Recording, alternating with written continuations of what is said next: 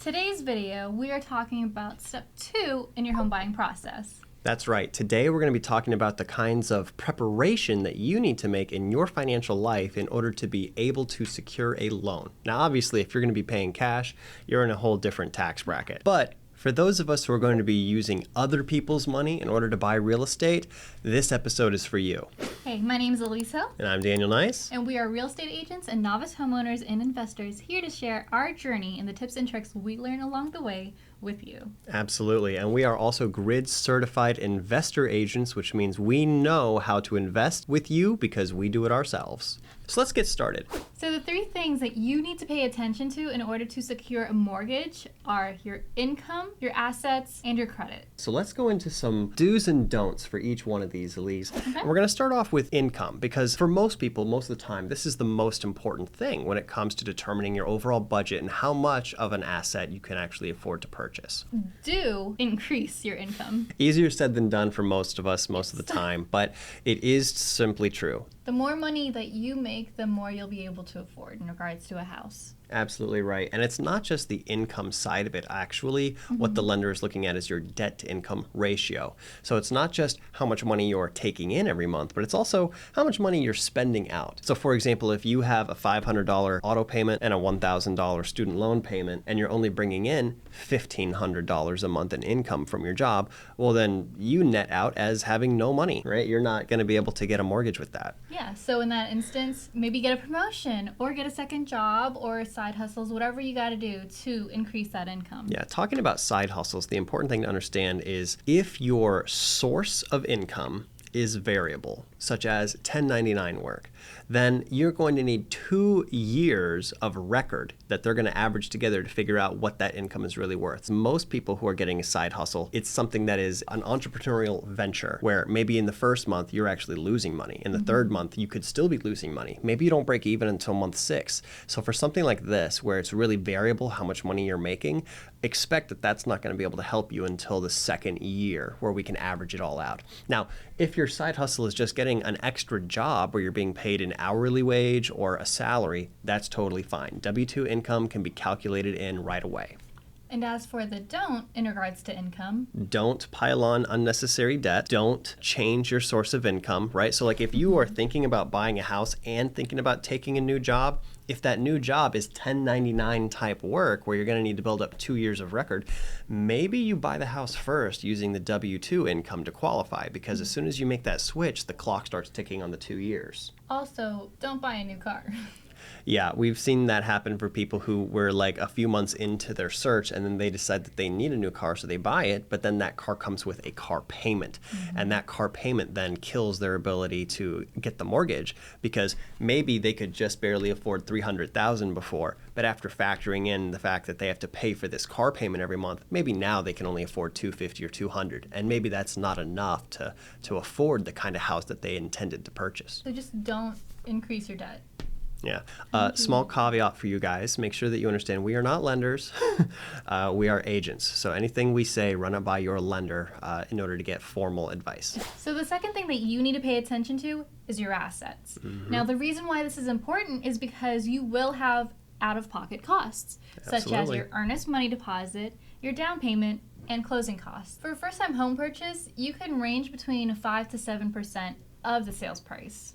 So if they were going, for example, call it a $200,000 condo, chances are they would need to have 6% of that. So that works out to about $12,000. Now, so Elize, if I don't have the $12,000 that I need, Yeah. where could I find it? So there are a lot of options, but some that come to mind are selling your assets, such as stocks, any bonds, a car possibly, whatever is viable in your situation. The second thing would be family donations. You know, say you have a parental figure that's able to donate some money to your cause. They could do that. And then third is borrowing from your retirement account. Another way is to partner with someone, either a family member or significant other. Yeah. That's what I did. Yeah, and it worked out great for you, let me say. Oh, yeah. Yeah. So the third thing to pay attention to is your credit. Absolutely. So how good your credit score is going to determine, firstly, if you're able to get a loan, secondly, what kinds of loans are available to you, and thirdly, how much it's going to cost you to borrow that money. in general, the higher your credit score, the more everything's going to work in your favor. So in regards to credit, there are two things that you should do. First one, to establish credit, and the second one, to repair credit.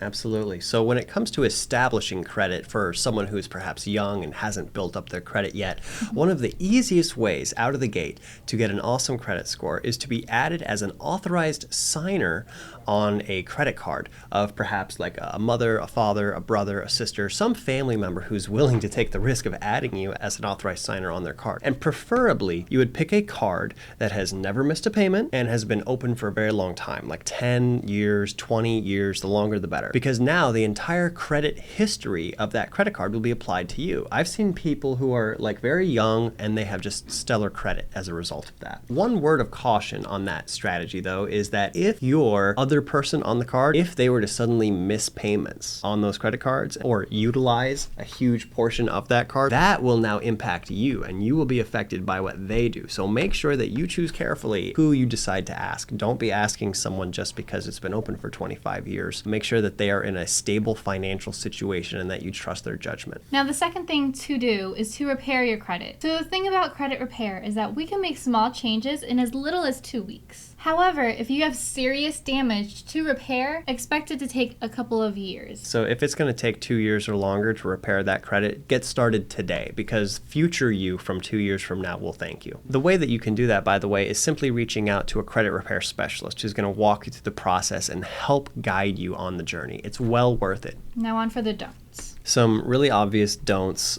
should go without saying. Don't have bankruptcy. Don't be late on any of your payments, whether it's a car payment, whether it's a credit card payment. You don't want to miss payments. Things like that are really going to hurt your credit. Don't be opening up a bunch of new credit cards all the time, right? When you're at the counter and the sales associate is saying that you'll get 20% off today if you just sign up for their credit card, don't do that. You don't want to be having a million of those accounts because these credit inquiries are actually going to be harming your credit. And lastly, if you do carry a balance on your credit card, pay it off at the end of every month. Firstly, it's senseless to be wasting money on the interest. But secondly, the higher the balance on your card, like if your card has a $5,000 limit and you're constantly at $4,000 or more borrowed on that card, that is one of the things that affects your credit score. And your credit score is better if you pay off your cards. And your credit score is worse if you're constantly carrying a really high balance. It's called credit utilization. The higher your utilization, the lower your credit score. So, Elize, what do you think? Can we give them a personal example drawing upon our own history when we bought our first condo? So the first thing you're going to notice is that on the income area, we switched industries, but it also cost us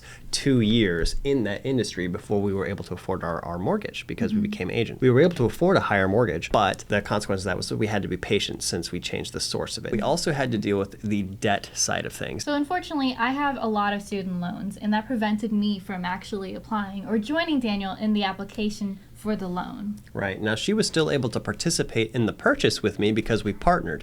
I was the one who was able to secure the loan, and she was the one able to provide the assets. And lastly, for credit. I always had a really good credit score, but I did use the tip early on in my life to help establish my credit of becoming an authorized signer on one of my mother's credit cards. So I actually have a card that's been open longer than I've been alive, and that's possible. So my credit score definitely improved from that. Thanks for watching our episode.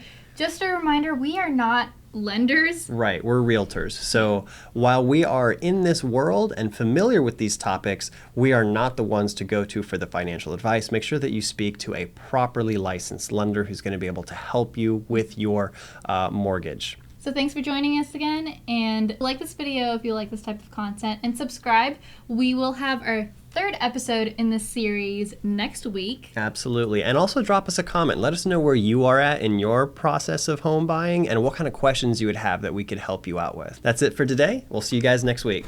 Bye. Bye. Baby, that was so good. Thank you. I know we're going to do it again, but that was so much better. Okay. All right, 3, 2, 1. Excellent. We're going to do that again because you need to use the word are because you're speaking plural. Where, if you don't have that lying around, Elize, where could you go find it?